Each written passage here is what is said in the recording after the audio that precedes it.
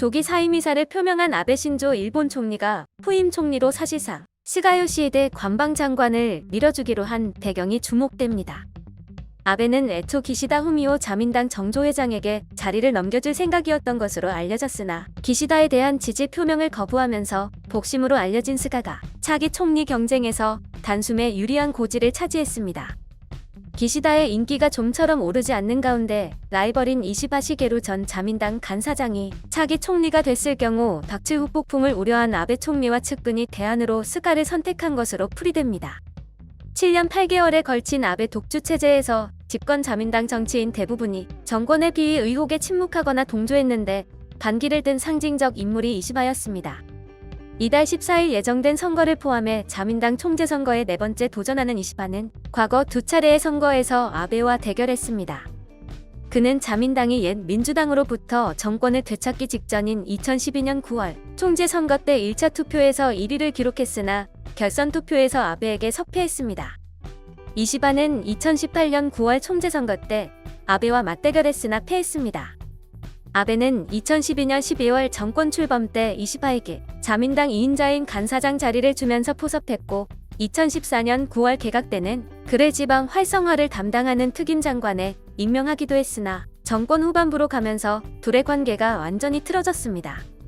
결국 이시바는 독자 세력화를 모색하면서 내각을 떠나 파벌을 새로 만들었습니다. 근래에는 사학재단과 권력이 유착했다는 지적을 산모리 토모 학원 및 각해학원 문제를 거론하는 등 아베 정권의 실정의 날을 세웠습니다.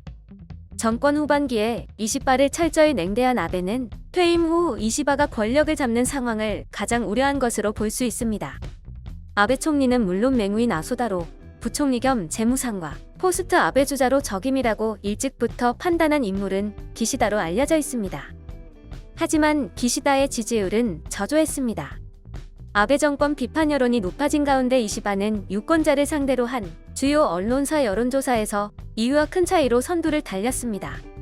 아베 총리가 사의를 표명한 직후인 지난달 29에서 30일 교도통신 여론조사를 기준으로 이시바는 34.4%, 기시다는 7.5%를 기록했습니다.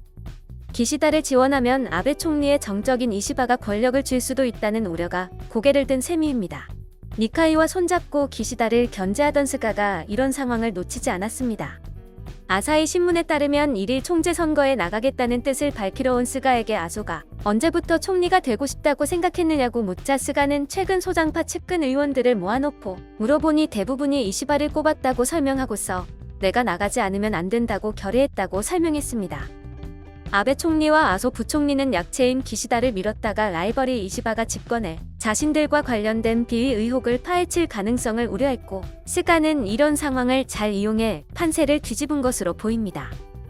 스가가 7년 8개월 동안 실세인 관방장관 자리를 지킨 것도 대세론의 기반이 됐습니다.